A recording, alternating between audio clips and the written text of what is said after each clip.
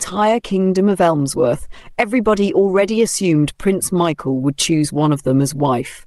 In fact, some of the ladies behaved as if the throne was on promo.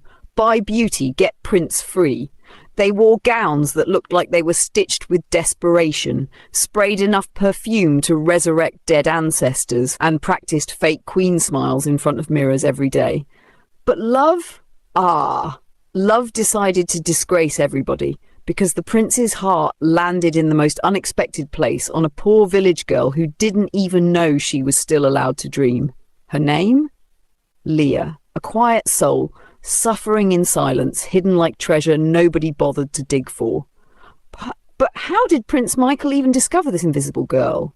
And why her, out of a whole battalion of well-packaged princess wannabes? Relax, bestie. This gist is premium. The dusty road into Agaba village stretched silently as Prince Michael's SUV rolled in. The sun was just waking up properly. Women carrying raffia baskets on their heads paused to stare. Children stopped chasing their tires and waved excitedly at the shiny car passing by. Did the prince wave back? Of course not. His body was in that SUV, but his mind was far away, lost in the ache he had been carrying since that phone call. He sat by the window, staring into nothing, but in his heart he kept seeing the face of one man, his father, King Darrell. His mind dragged him back to that moment abroad. He had just returned from work, rolled up his sleeves, and was slicing tomatoes like a calm bachelor living a soft life. Then his phone rang. "Mom," flashed on the screen. He picked with a smile. "Hi, Mum." But her voice was trembling. "Michael, my son." He stopped slicing. "Mum, what happened? Why do you sound like someone stole your voice?" She tried, but the words wouldn't stay steady. "Your father, he's gone." The knife fell from his hand and hit the tiled floor. Michael froze. "No, please, no." His voice cracked. His mother was crying. "Come home, my son. Please, we need you." For minutes he could not even breathe properly. His chest felt heavy. His legs felt like noodles. After a long battle with silence, he whispered, "I'm coming home. Right now." And that was how his journey back to Agaba began. As the SUV entered the palace grounds, guards and elders lined up like they had rehearsed it overnight. The gates swung open, slow and grand like a Nollywood royal scene. Michael stepped out. His black suit was sharp enough to cut onions, but his eyes were tired, red, swollen, carrying too many nights without proper sleep. Queen Maria didn't even wait. She ran straight to him. "My son!" she cried, pulling him into her arms. Michael hugged her gently. "Mum, I'm here. I came as fast as I could. Your father will be proud," she whispered, wiping her cheeks. They walked inside together with people dressed in white. Soft drums echoed sorrow. Incense smoke danced lazily in the air. King Darrell's crown sat on a velvet stool, painfully empty. An elder approached and bowed. "Prince Michael, may the heavens strengthen you." "I'll try," he whispered. Throughout the rites, he held his mother's hand, squeezing gently whenever her tears overwhelmed her. Meanwhile, not far from the palace in the quieter corner of Agaba village, a young girl stepped out of a small house clutching a plastic bucket. Her name was Leah. Her eyes always looked as if she had cried in her dreams, but her smile could deceive even sadness itself. She lived with her uncle, Chief Bernard, his wife Mrs. Adeline, and their two daughters, Kimberly and Stacy. Beautiful girls, yes? Beautiful hearts? May God judge. They treated Leah like a household appliance that could fetch water, sweep, wash, scrub, and still apologize for existing. As she left the compound, Adeline's voice shot after her. "Leah, make sure the water is clean, and don't waste time! The sun is not your mate." "Yes, Ma," Leah said softly. Kimberly leaned on the doorway, chewing biscuit like she bought the whole company. "Look at you, always carrying bucket. Even your destiny is tired." Stacy hissed. "And if you like, come back late. You'll sleep outside again. Last warning." They laughed, the type of laughter that had no joy in it. Leah said nothing. She only gripped the bucket tighter and walked out. A neighbour saw her and smiled warmly. "My "Daughter, good morning." "Good morning, Mama Rita," Leah replied. Bowing with respect, the woman watched her walk away and shook her head. "God will reward your patience, my child." "Amen, Ma," Leah said with a soft smile. As she approached the stream path, memories washed over her. Memories of her father, a gentle man who raised her alone after her mother died in childbirth. He had loved her fiercely, but grief and hard labour drained him slowly. One afternoon, his body simply gave up beside the farm tools he had carried for years. Uncle Bernard took her in and took the farmland too. At first he called her my niece, then you girl. Then eventually her name became Move. And didn't you hear me calling you? Now, Leah walked toward the stream like she did every morning. Villagers greeted her because she was known as the girl with the peaceful smile, even though her heart carried storms. 2 weeks after the passing rites of King Darrell, the great palace of Elmsworth still felt like a giant empty drum, beautiful on the outside, but echoing nothing but loneliness inside. No matter where Prince Michael walked, his father's presence clung to the walls like old perfume. Sometimes he would stroll into King Darrell's chamber quietly, place his hand on the king's carved wooden staff, and just stand there. Other times he would run his fingers over the king's old books, inhaling their dusty scent like they were his last connection to the man he adored. "Dad, this is where we talked last," he would whisper to himself, and each memory pricked him like a fresh thorn. That evening, Prince Michael sat with Queen Maria in the royal living room. The place felt heavy, like even the chandeliers were grieving. "Mother," he began, voice low, "there's something I need to tell you." Queen Maria looked up sharply. "My son, what is it?" Michael exhaled slowly. I plan to travel back to my home abroad in 3 days." Queen Maria blinked twice, then her mouth fell open. "Travel where?" "My friend, will you keep quiet there?" she snapped. "Are you hearing yourself? Leave. Now? What about the throne? Do you want the throne to be playing musical chairs?" "Mom, please," Michael said, rubbing his forehead. "I'm begging you to understand. That throne life, all this tradition, it's not for me. I just want a simple life. Peace. My own dreams." Queen Maria stared at him like he had announced he wanted to become a fisherman in Makoko. "Michael Darrelson," she said slowly, "you are the only son of King Darrell. That throne is not biscuit you can refuse. It is your heritage. But Mom, this is not about what you want," she cut in. "It is about who you are. If you refuse, elders will talk, villagers will gossip, and before you know it, conspiracy will start flying like mosquitoes." Michael's shoulders dropped. "So I must sacrifice my own dreams?" Queen Maria squeezed his hand gently. "Sometimes, my son, we do not choose the path. The path chooses us." Michael laid on his bed that night, staring at the ceiling like it owed him money. Sleep refused to come. His mother's voice echoed in his head. "Sometimes we do not choose the path." His own heart whispered back, "Follow your dreams," he sighed. "What exactly am I supposed to do?" he muttered. Meanwhile, in Agaba village, on the poorer side of Agaba, where goats crossed the road like they paid tax, Leah sat outside washing the mountain of plates her uncle's family had used for dinner. The night breeze was cold. The stars looked alive, bright like they were gossiping. Leah lifted her head and looked at them with tired eyes. "God," she whispered, "if suffering was a person, she would probably be calling me sister. Please show me mercy one day." Inside the house, Kimberly's voice pierced the air. "Leah, don't forget the big pot. If it's not shining, you're sleeping outside." "Yes, Kimberly," Leah replied softly, forcing a smile because crying would only earn her extra work. Her aunt, Mrs. Adeline, shouted next, "And wash quietly. The noise is disturbing me." Leah sighed. "I didn't know washing plates had soundtrack," she muttered under her breath. She looked back at the sky. Another sigh. Another tear. Another night. The next morning, palace affairs begin, servants running around like market people. Something big was brewing. The royal chiefs had summoned an emergency meeting. Prince Michael sat in his room, heart restless. He felt like the world expected him to become king, husband, warrior, prophet, and motivational speaker all at once. A guard knocked gently. "My prince, the chiefs and the queen are waiting for you in the great hall." Michael nodded, stood up slowly and walked in. The chiefs lined up like a council of elders in an epic Nollywood film. Among them sat Chief Bernard, Leah's uncle, pretending to be wise and respectable. Meanwhile, his house was the headquarters of wickedness. Queen Maria sat with her son, offering a reassuring nod. The head chief cleared his throat.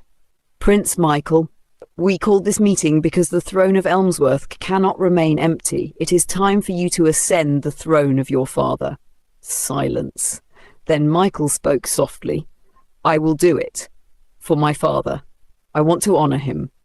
A wave of relief washed across the room, but the head chief lifted one hand again. "There is one more matter," Michael frowned.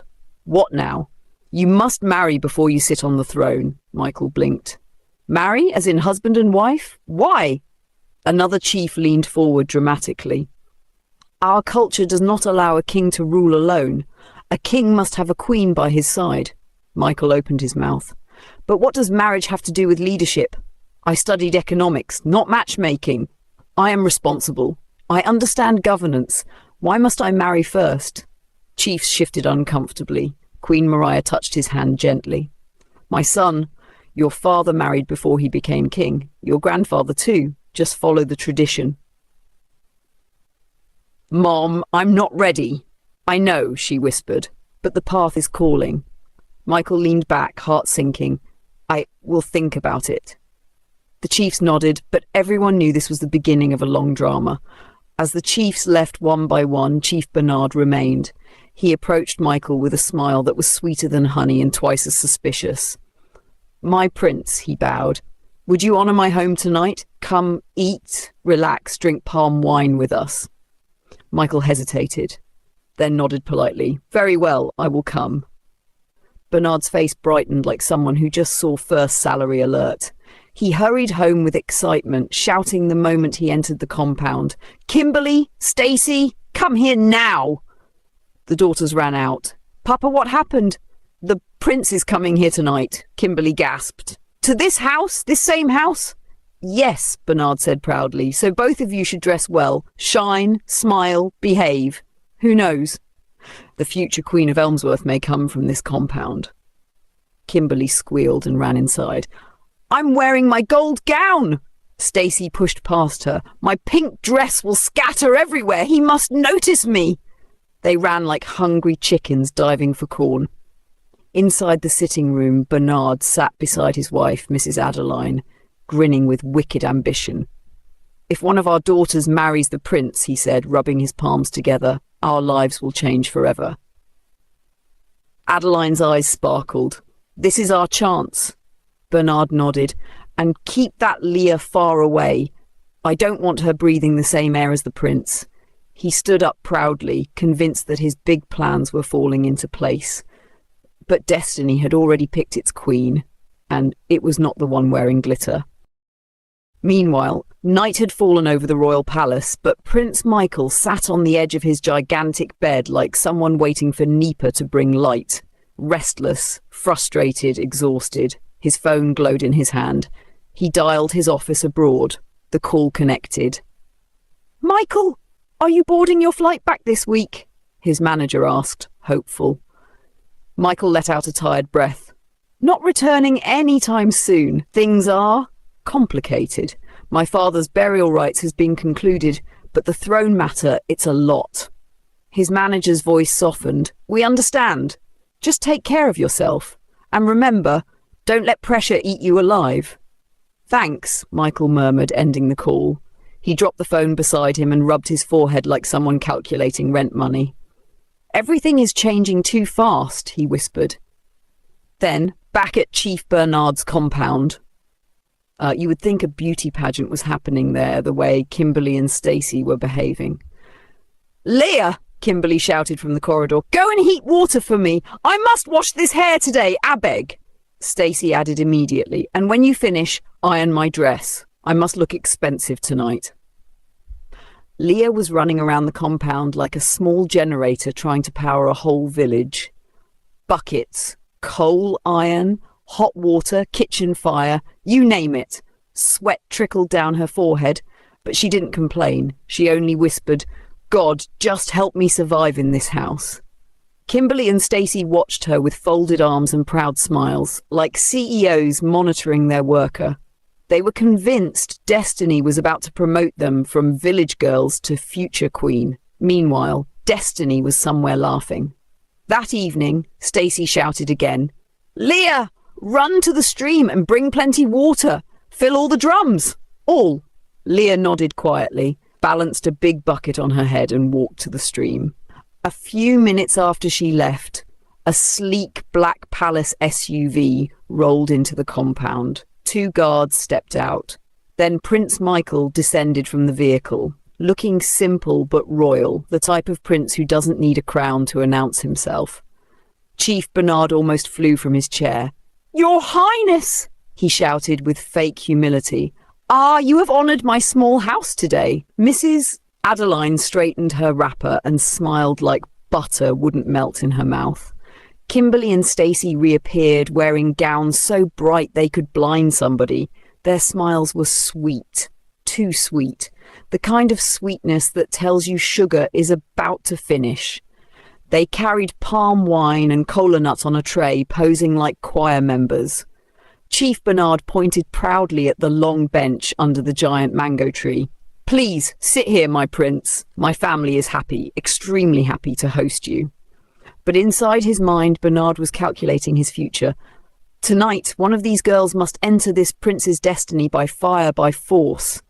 Mrs. Adeline, sitting upright, kept elbowing her daughters like, "Behave, don't chew your mouth anyhow." Michael sat quietly observing. Their smiles were too perfect, their voices too soft, their eye-batting too synchronized. Something wasn't adding up. Just then, Leah walked into the compound, carrying a heavy bucket of water. She looked exhausted, but still gentle, still calm. Michael looked up and paused. Her presence was quiet, almost invisible, yet something about her made the whole compound fade away. She bent, dropped the bucket gently, and greeted everyone politely. "Good evening, Your Highness." Then she greeted her uncle and aunt. Chief Bernard replied sharply, "Yes, yes, go inside." Mrs. Adeline hissed, "Don't stand there like tree, move!" Michael noticed everything, the sharp tone, the fear in Leah's eyes, the tiredness she was trying to hide. He watched her walk inside slowly. That small, sad smile on her face shook something in him, something he didn't understand yet. When Michael stood to leave, Chief Bernard escorted him to the car like an obedient puppy. "I hope you enjoyed my hospitality tonight, my prince," he said proudly. "Yes, thank you," Michael answered. But before entering the car, he turned slightly. "Chief Bernard, that young lady who brought water, who is she?" Bernard's face changed for a second. "Oh, that one. Her name is Leah. Her parents died and warned her, so I allowed her to stay in my house. We feed her out of mercy." Michael nodded slowly, but his eyes said liar. He entered the car and watched the compound through the window as they drove away. His mind wasn't on the chief, or the colourful daughters, or the fake smiles. His thoughts were on Leah. Why does she look like she's hiding pain? What is happening in that house? For the first time since his father's death, something outside the palace stayed strongly in his mind. Leah, back in the palace. Michael entered his room and shut the door quietly. He collapsed onto the bed. But sleep refused him like Nigerian banks refusing network during salary week. He kept thinking about Leah, her tired eyes, her quiet smile, the bitterness in her relatives' voices. He turned restlessly. Then another headache entered his mind. Marriage. The chief's voices echoed, his mother's warnings, the throne drama. "Where will I even find someone who loves me? Not the crown," he whispered into the darkness. The next few days, the palace turned into a runway for desperate maidens. Chiefs, very smart, very cunning, began doing noble fatherly strategies. One chief sent his daughter with a basket of fruit. Another sent his daughter with soup she didn't even cook. Some invited Michael for pointless visits just to position their daughters beside him like mannequins. Michael noticed it all. Every single attempt. "These people don't want me," he said one evening. "They want the throne. They want power. They want influence, not me." He became exhausted. The more he avoided them, the more they multiplied, like mosquito. The more he stepped back, the more they jumped forward. Every day, he asked himself, is this how King's life is? While somewhere in a Gaba village, a certain girl named Leah was simply fighting for a little peace. And destiny? Destiny was quietly rearranging their paths. Whereas Prince Michael had endured one more long, exhausting day of princess hunting chiefs roaming the palace like they were doing buy one, get one free promo. Everywhere he turned, a new daughter was smiling like she just won scholarship to Harvard. By evening, his head was hot. He stood up from his chair suddenly. "I beg, I need air," he muttered, rubbing his forehead. "Before somebody's daughter uses jazz to cage me." Without saying a word to anyone, he slipped out of the palace, got into his car, and drove away into the cool Agaba night. The breeze hit his face gently as he drove past small compounds, tiny kiosks selling puff-puff, children chasing tires on the road, and elders arguing loudly about politics under a giant almond tree. Slowly, his mind started clearing. He kept driving until he reached the riverside, calm, quiet, silver under the moonlight. Then he saw her, Leah, standing by the water, fetching from the stream like someone carrying the whole burden of West Africa on her shoulders. The moon touched her face, giving her a soft glow. Her movements were calm, almost humble, yet graceful. Michael stopped the car. He didn't come out. He just watched quietly. Then something happened. A pregnant woman with a baby strapped to her back struggled to lift a heavy bucket. The thing was clearly winning the fight. The bucket almost threw her off balance. Before the woman could fall, Leah rushed to her. Auntie, leave it for me," she said gently. With one steady movement, she lifted the heavy bucket and balanced it on the woman's head. "God bless you, my daughter," the woman said, breathing heavily. Leah smiled her usual, small, shy smile. "You're welcome, Ma." She went back to her own bucket as if nothing happened. Prince Michael sat behind the wheel, stunned. Her kindness, her strength, her calm spirit, something inside him shifted, small at first, then deep. "Who exactly is this girl?" he whispered. "And how does she carry this much pain with this kind of smile?" He leaned back in his seat, eyes fixed on her. For the first time in days, he wasn't thinking about the throne, the palace, or power.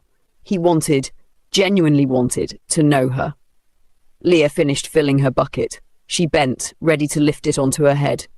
Michael didn't allow her reach the bucket. He opened the car door and walked toward her. She froze immediately. Her eyes widened, her hands dropped. She almost knelt out of shock. "Good evening, Your Highness," she said quickly, bending slightly. Michael lifted his hand immediately. "Please don't kneel, not for me." Leah straightened shyly, eyes lowered. "My name is Michael," he said with a small smile. She nodded. "And I am Leah, sir." Hearing her name directly from her lips made it feel different. Michael tilted his head slightly. "That day I visited Chief Bernard. Why weren't you sitting with everyone? They brought out a whole bench under that big mango tree." Leah swallowed gently. "I had errands, Your Highness." "So many errands for just you?"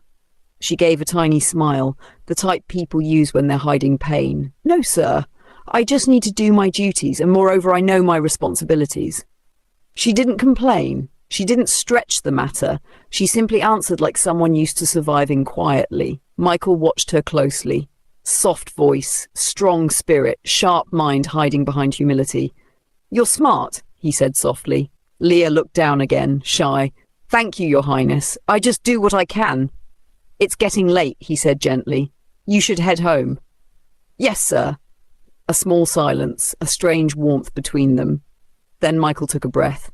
"Leah, can I see you again tomorrow?" Her eyes rose slowly. "Me, sir?" "Yes," he said. "I want to talk to you again. I want to understand you more." Leah held her bucket tighter. "If my auntie or her daughters see me with you, it may cause trouble." Michael nodded. "I understand. Then we'll meet where no eyes will see us." After a moment, they agreed on a spot. "Good night, Leah."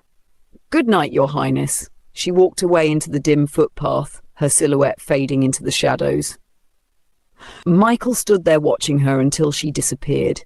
Something warm and new rested in his heart and refused to leave. The next day, the sun rose gently over Agaba village. Birds whistled, children laughed somewhere far away. Palm wine sellers arranged their calabashes. The world felt soft and awake. Prince Michael parked his car beside the old giant Ogbono tree. Leah was already there. She stood quietly, fingers folded, looking unsure but present. Michael smiled. "Thank you for coming." "Good afternoon, Your Highness." They sat under the shade. A cool breeze passed, leaves danced gently above them. For a moment, neither spoke. Then Michael turned to her. "Leah, yesterday you mentioned errands. Why are you the only one doing everything in that house?" Leah's eyes dropped to the soil. "My story is long, sir. I don't want to trouble you." "I want to hear it," he said softly. "Please." She inhaled deeply. "My mother died the day I was born. My father raised me alone. He worked himself sick just to take care of me. One morning, he didn't wake up." Michael's eyes softened. "After he passed," Leah continued, "my uncle Bernard took my father's farmland and he took me into their house." Her voice dropped. "At first, they treated me like family. Then, slowly, everything changed." She picked a piece of grass and twisted it between her fingers. "They made me the one who washes, cooks, fetches water, sweeps. Kimberly and Stacy, they insult me every day. Auntie Adeline shouts at me for small things. I wake up before everyone and sleep when the whole house is quiet. But I try to smile," she added softly, "so I don't grow bitterness in my heart." Michael felt his chest tighten, a mix of anger, pain, and something protective, very protective. "No one deserves that life," he said, voice low. Leah gave a small, sad smile. "I'm used to it, sir." "No," he said firmly. "Don't get used to suffering. You deserve better." Their eyes met. A soft, warm silence. A new light connecting them. Something fragile but growing. Something neither of them expected. Something fate had planned long ago. In the days that followed, Prince Michael developed a new talent that no one in the palace saw coming, disappearing like Wi-Fi during NEPA outage.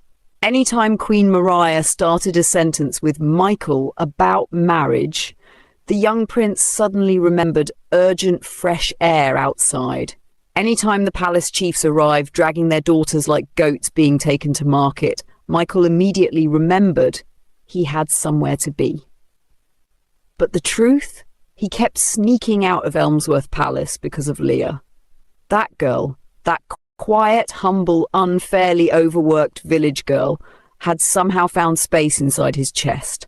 Sometimes he saw her at the stream, sometimes at Mama Rita's small shop buying palm oil, sometimes returning from the well with her bucket, still managing to smile, still greeting everyone, still minding her business like someone who didn't want stress. And no matter where he saw her, something in him softened. They talked often about life, about dreams, about the madness in this world. And slowly Prince Michael found himself watching her smile more than he listened to her words. He noticed how her laughter came quietly, as if she didn't want the world to hear she was happy.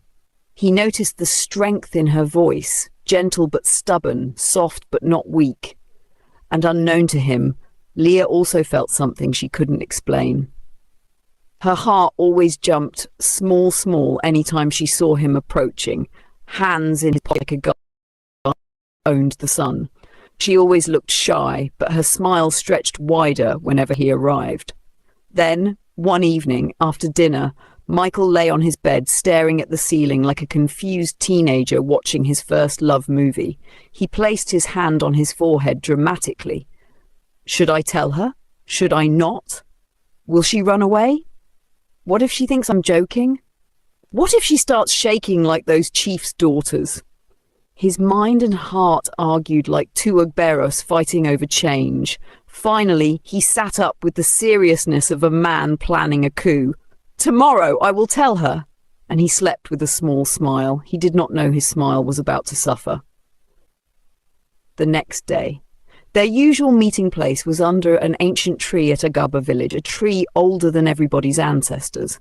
Leah arrived early, standing with her fingers tangled the way she always did when she was shy. "Good afternoon, Your Highness," she greeted. Michael smiled, that smile that looked like trouble and sweetness at the same time. They talked for a long while, jokes, memories, stories, but today was different. Michael's heart was beating like drum for praise and worship. Then he suddenly went silent. Leah noticed at once. She leaned closer slightly. "Your Highness, are you okay?" Michael breathed in deeply. "Leah, I want to tell you something serious." Her heart jumped like yam in hot oil. "What is it, sir?" He swallowed. "Leah, I care about you more than I planned, more than I should, if I'm being honest. Every day I think about you. When I don't see you, it's like something is missing. I feel something strong for you." Leah blinked, then blinked again. Then her lips parted slightly, like her soul forgot how to behave. I, she stammered. Her eyes filled with tears, but not sad ones. "Your Highness, I feel the same. I've been trying to hide it. I was scared." Michael smiled, the kind of smile that could moderate world peace. From that moment, everything shifted. They laughed more, talked more, enjoyed each other more. And one afternoon, as she told a childhood story about almost chasing a goat that stole her bread, Michael simply pulled her into a hug, a soft, warm hug. And Leah melted like butter in hot pot. "I'm happy I met you," he whispered. "Me too," she replied, meaning every syllable. But as they held each other, they did not know something dark, jealous, and wearing cheap perfume had already seen them. That same afternoon, Kimberly, one of Chief Bernard's daughters, was returning from her friend's house. She took a shortcut behind the mango grove, and that was when she saw it. Prince Michael and Leah hugging, her mouth opened, her eyes widened. Her future husband had the audacity to fall for Leah, the family house help. She ran home like someone chasing last bus to a shoddy. "Mama!" she screamed as she burst inside. Mrs. Adeline came out with broom in hand. "What is it? Are you being chased?" Kimberly gasped for air. "It's Leah! That girl is following Prince Michael up and down. He was holding her, oh, like she is somebody." Stacy dashed out. "She wants to spoil our marriage plans?" "Over our dead bodies," Mrs. Adeline's face tightened like bitter leaf. "That girl has overstayed her welcome," she muttered. "We must clip her wings before she flies." And right there, the wicked trio started cooking a plan hotter than pepper soup. That evening, after Leah returned from fetching water, she walked into the house gently. Before she could reach her small room, Mrs. Adeline dragged the door shut and locked it from outside. Clank! Leah jumped. Auntie Adeline, why did you lock the door?" Adeline hissed through the wood. "So you now have the guts to chase Prince? You want to enter Palace Abbey?" "Nonsense. Sit there. You're not going anywhere again." Kimberly added, "Let's see how you'll go and meet him now." Stacy chipped in, "Better cry. It won't open." And they walked away laughing like witches on half-price promo. Leah sank to the floor. The room dark. No food, no water, no air. She cried until her chest hurt. "Please, let me out, please." But the only answer she got was silence. Meanwhile, in the palace, Prince Michael went to the living room. Queen Maria was watching her evening programme when he spoke. "Mother, there is someone I care about." She turned with soft surprise. "You love someone?" "Yes, Leah, the girl staying with Chief Bernard." Queen Maria took a deep breath and smiled gently. "If she gives your heart peace, then she is the right person." Hope filled Michael like sunrise. That night, he whispered to himself before sleeping, "Tomorrow, I will tell Leah I want her to be my wife." He didn't know she was locked in darkness, sobbing. Morning came. Michael arrived at the tree. Leah wasn't there. He waited and waited and waited. "This girl has never missed a day," he muttered. He rushed to Chief Bernard's compound. Mrs. Adeline stepped out with a fake smile thicker than foundation powder. "Good afternoon, my prince." "Where is Leah?" Kimberly jumped in. "Oh, she went out early. She is, not around." Stacy nodded too fast. "Yes, your highness. She travelled. No, she went to market. No, she..." Michael squinted, all of them smiling too much, all of them talking too fast. "This family is lying," he murmured as he drove off. He came back the next day, same lies. Third day, same lies. Every day he searched for her like someone looking for their lost ATM card. And every day Kimberly and Stacy came outside pretending to be humble princesses. It made him sick. "This is wrong," he whispered. "They're hiding something." That evening he returned to the palace frustrated and tired. "Mother, something is wrong with Leah," he said. "I can feel it. They're hiding her from me." Queen Maria looked at him, leaned close, and whispered something in his ear. Michael's eyes widened. Slowly, a new idea formed in his mind, a powerful one. He straightened. "Thank you, Mother." Tomorrow he would move differently. Meanwhile, in Chief Bernard's house, Kimberly and Stacy stood outside Leah's door, smirking.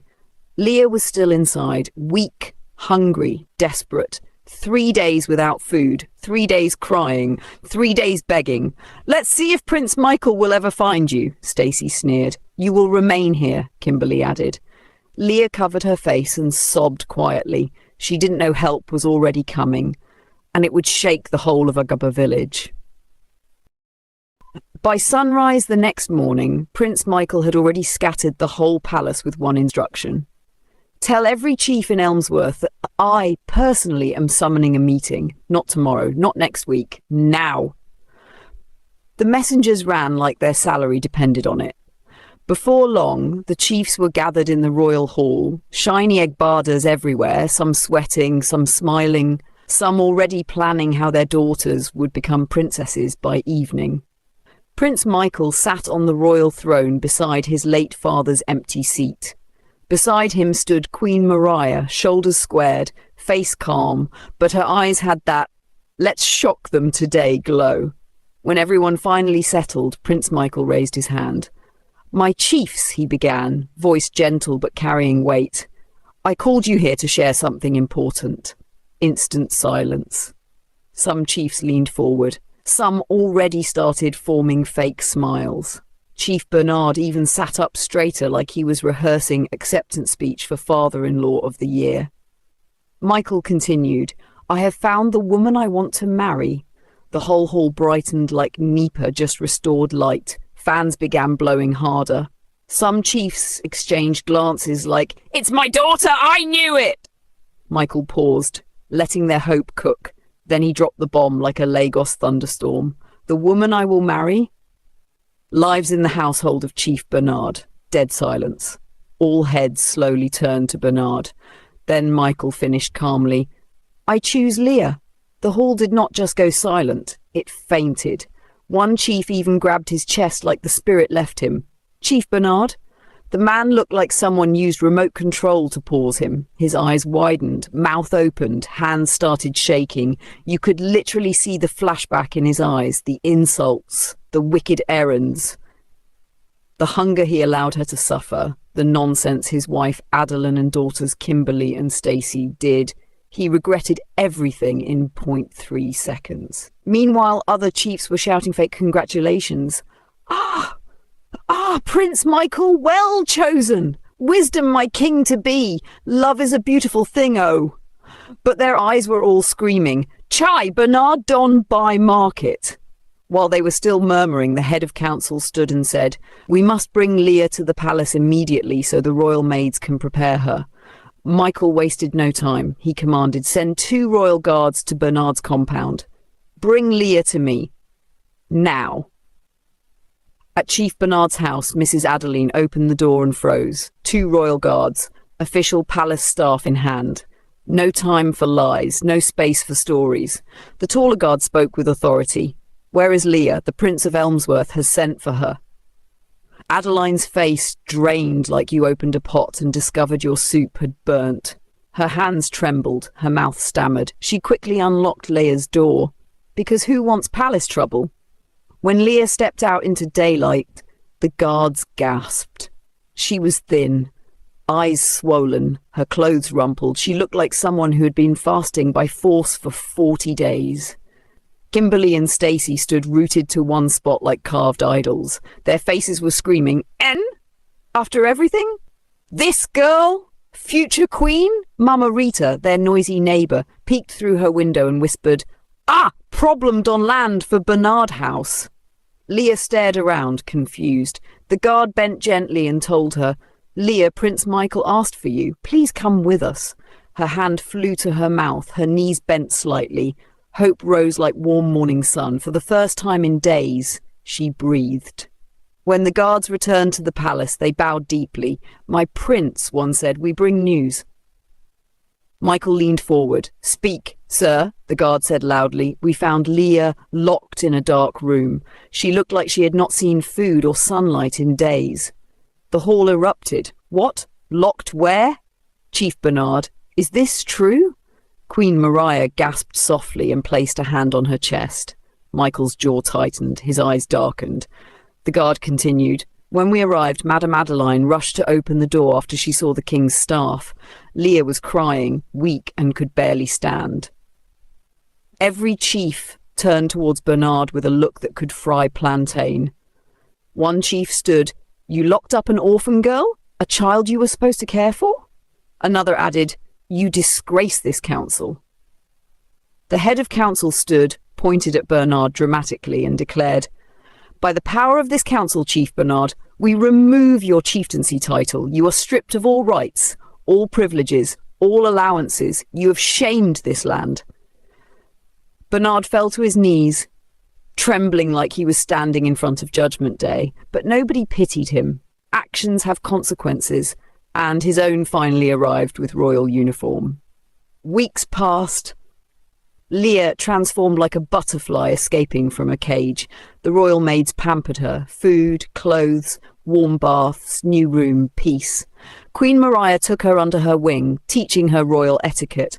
How to smile without looking confused. How to walk like you did not come from suffering. How to talk without fear. And Prince Michael? He never left her side. If she sneezed, he appeared. If she laughed, he smiled. If she looked sad, he was ready to start a civil war. Days after. One peaceful evening, Michael invited her to the palace garden. The sky was pink, birds were singing like choir rehearsal, flowers were shining like they knew something special was about to happen. They walked slowly. Michael suddenly stopped. "Leah," he said softly. Her heart danced Zanku inside her chest. "Yes, Your High." He touched her hand gently. "Call me Michael." She smiled shyly. "Okay, Michael." He exhaled, then whispered, "You came into my life and chased away darkness. You made me feel alive again." Then he brought out a small velvet box. Leah's breath disappeared. Inside was a ring so beautiful it looked like it came from heaven's jewelry department. "Leah," he said, voice warm, "will you marry me?" She covered her face, tears spilling, and nodded quickly. Yes, Michael, I will." He hugged her gently, holding her like she was precious. For Leah, for the first time in her life, she felt safe. By noon, the sun was shining like it had signed a contract to stress human beings. Queen Leah stretched her legs, inhaled deeply, and said to her guards, "I beg today, I want to see outside small. Let's drive around the village." The driver, a gentle middle-aged man that behaved as if someone was paying him per bow, quickly opened the door. "Yes, my queen," he said, smiling like he finally won a lottery. Leah entered the royal SUV and the convoy rolled toward the palace gate. She looked out the window lazily, then suddenly sat up. 3 figures were standing at the gate, not standing, stationed, like they came to do permanent residency. A woman and her 2 daughters, dusty, drained, clothes looking like they had fought World War IV. Leah blinked. She knew them. Mrs. Adeline, Kimberly, Stacy, the same people who once looked at her like she was a stray dog that mistakenly entered a king's compound. Now see them, standing like rejected applicants at an embassy gate. "Stop the car," Leah said. The driver hit the brakes immediately, as if stopping the car was his calling in life. Leah stepped out slowly. Her gown flowed behind her like she was arriving for an award ceremony. The moment Mrs. Adeline saw her, she dropped to her knees before gravity even finished working. "My queen, please forgive us." Kimberly burst into loud, dramatic crying, the type that could win an award. "We are sorry. Please do not hate us." Stacy's voice was shaking. "My queen, give us another chance, Biko." Leah just stood there studying them. So this is life, she thought. When their father, Chief Bernard, was swimming in money and power, they used to walk around like they were allergic to poor people. Now, even the guards were pitying them.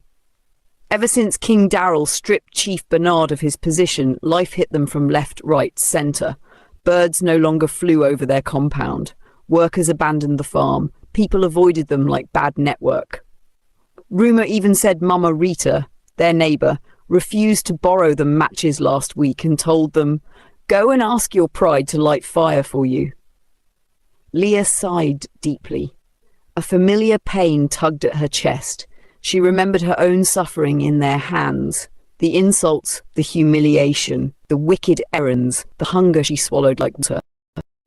But right now, they looked like three broken people who life had humbled like wake results. She took her time. Then finally, softly, "I don't hold anything against you. I forgive you." The three of them lifted their heads like someone announced fuel price had dropped. But Leah wasn't done. Her tone changed slightly, not harsh, but firm. The kind that comes from someone who has survived real-life thunder. "But listen, all that pride, that wicked behaviour, throw it away. Go home. Help your father rebuild his farm. Treat people well. Life's not a movie. It can happen to anybody." Mrs. Adeline broke down crying again, covering her face. Kimberly and Stacy hugged each other, shaking. Leah turned back to her car. The driver, who had been pretending not to listen, quickly opened the door. As the car moved, Mrs. Adeline and her daughters watched her leave with the kind of regret that burns the soul. And then the funniest part? As Leah's car disappeared into the distance, Mama Rita, who had been standing at her kiosk selling Puff Puff, shook her head dramatically and said loud enough for everyone to hear, "NNC life! The same people that used to act like lion dem don turn goat! God, you're too much!" Several villagers laughed, but Mrs. Adeline couldn't even respond. She simply wiped her tears and whispered, "If only we had treated Leah better." The sun was still hot, but the lesson was hotter. Leah had forgiven them, but life had already taught them the rest. Besties, life, and it will humble anybody. See how the mighty Bernard family ended up begging the same girl they once treated like nothing. This life is truly a roundabout. If you miss your turn, it will bring you back to where you started. But Queen Leah? Her heart is clean. She forgave them, not because they deserved it, but because peace is sweeter than bitterness. Moral lesson: treat people well. Today might be your lucky day, but tomorrow? Nobody knows. Pride cannot cook soup. Kindness will take you farther than power or money ever will. If you enjoyed this episode, besties, don't forget to like, comment, and tell me what you would have done if you were Leah. Would you forgive them or walk past them like breeze? Make sure you subscribe and stay glued, because the story is just getting hotter. See you in the next episode.